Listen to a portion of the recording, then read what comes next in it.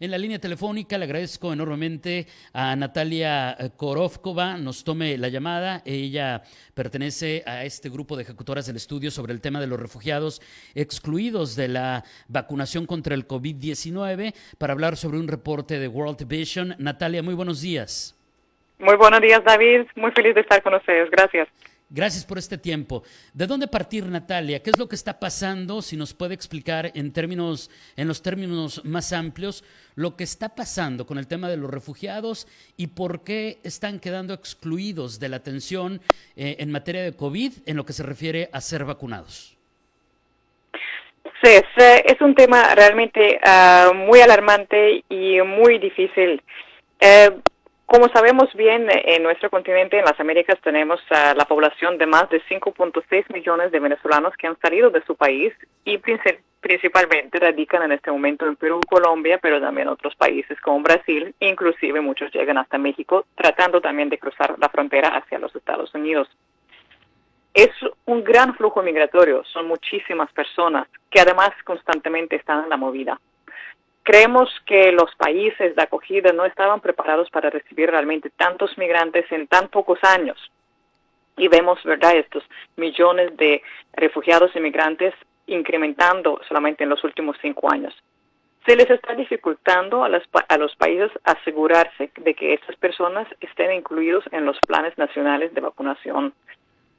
Y también lo que hemos visto cuando hemos hablado con 850 refugiados venezolanos en Colombia, Perú y Brasil, es que muchos de ellos realmente ni siquiera han recibido la información sobre las vacunas, tan dramáticamente que inclusive 60% de estas poblaciones nos han dicho que no han escuchado nada de los planes y un 40% nos ha dicho que no saben nada de las vacunas, o sea, ni siquiera sabían que había vacunas ya desarrolladas, listas.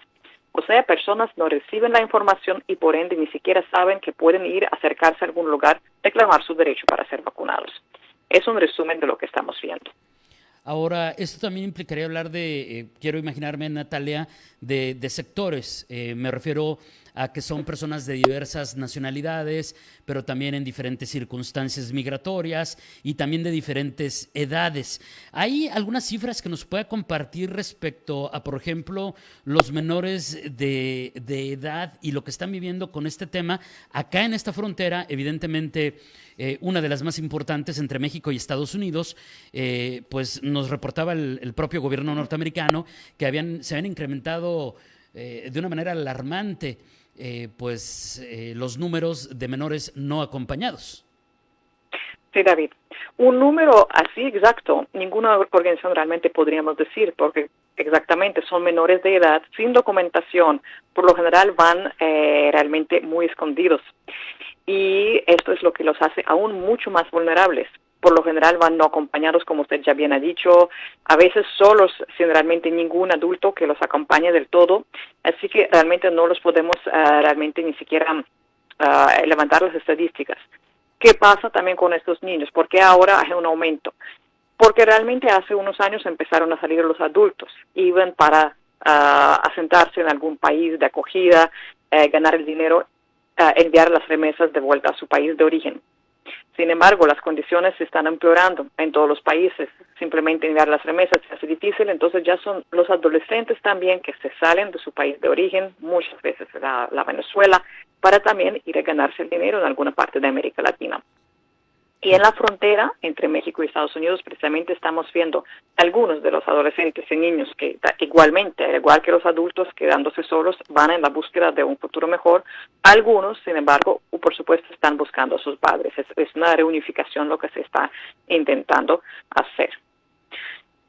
Pero, como dije, lo que nos preocupa mucho a las organizaciones humanitarias es las condiciones en las cuales están estos niños, porque vemos que su grado de desnutrición es muy alto, realmente no tienen a dónde conseguir la comida. Y el otro factor, lo que hemos precisamente visto durante mayo cuando investigábamos en Brasil, Perú y en Colombia, es que no hay albergues seguros para los niños. Realmente han disminuido debido a la pandemia, muchas restricciones de operar y los albergues no supieron cómo reacomodarse para seguir recibiendo a los adolescentes.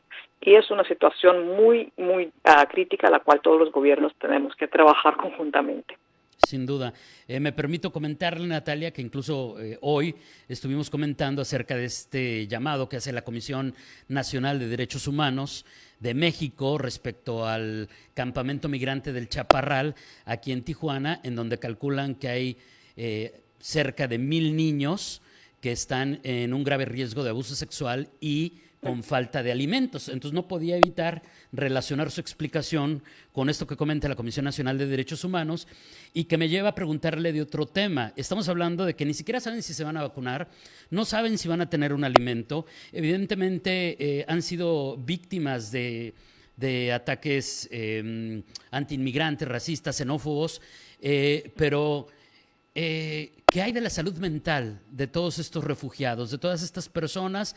Porque será un tema, sin duda, que se tendrá que atender en algún momento y que ya tendrá sus consecuencias. Así es, ya está teniendo consecuencias, es lo que hemos visto. Si el año pasado, cuando estábamos haciendo un diagnóstico parecido con las mismas preguntas a la población refugiada e inmigrante, los veíamos en condiciones muy difíciles, pero todavía no hablando tanto del impacto psicológico que han tenido este año. Ahora, cuando volvimos a hablar en las mismas comunidades con estas poblaciones, 77% nos han dicho que psicológicamente están muy mal, que ha aumentado obviamente el estrés para ellos, la inseguridad, la incerteza, como usted ha dicho, xenofobia aumentó y eso también está impactando en la salud mental. Y lo que todos los que son padres, ellos han señalado que su preocupación, una de las principales, aparte del hambre, de la comida para los niños, es su salud psicológica y mental. Así que sí, es casi un 80% de todos los entrevistados, adultos y niños y niñas, diciendo que ocupan apoyo en salud mental. Aparte de la comida, realmente necesitan sentirse bien psicológicamente. ¿Dónde podemos aprender más de estos temas, Natalia? ¿Dónde hay información? Me imagino que también deben tener reportes cerrados, pero en lo que se refiere a los reportes abiertos, a los que están disponibles para cualquier ciudadano alrededor del planeta, literalmente, ¿hay manera de acceder a estas cifras, de aprender más de estos fenómenos, de informarnos sobre ello? Por supuesto. En primer lugar, los invito al sitio de la organización worldvision.org, es la organización que represento yo. Todos nuestros reportes son abiertos a todo el público, a todos los periodistas quienes quieran aprender. Mantenemos siempre nuestras estadísticas al día, sobre todo en América Latina, frente a esta crisis de migrantes y refugiados de Venezuela. Y también esta crisis está siendo...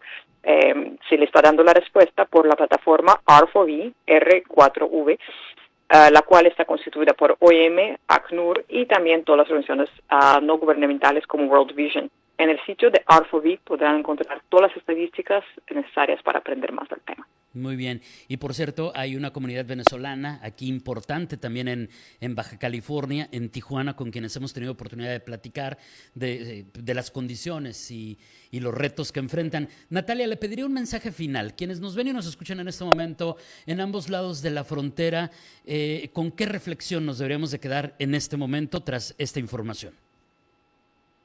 Yo creo que en nuestra comunidad latinoamericana, yo creo que tenemos que comprender que todos estamos obviamente con muchas ganas de recibir las vacunas y muchas veces me preguntan, ¿y por qué estamos abogando y buscando la vacuna para los refugiados, inmigrantes? ¿Por qué ellos antes de los demás? Creo que no es esta la cuestión, sino que hay que entender que los demás, aún si nos impactó COVID-19 económicamente, también hemos empobrecido, también muchas familias están mal. Pero cuando uno está en su país, en su tierra, uno es más estable, ¿no? Uno puede tal vez ir a buscar familia o amigos seguros a donde estar. Los refugiados e inmigrantes no tienen este lujo. Están realmente perseguidos muchas veces, están enfrentando xenofobia y son población muy vulnerable. Así que hago un llamado simplemente a todos los oyentes que comprendamos las vulnerabilidades de sus poblaciones, apoyémosles, ayudémoslos y realmente sí aboguemos para que los traten igual a que todos los demás. Natalia, le agradezco enormemente. Muy buenos días. Muy buenos días, Diego. Gracias a ustedes.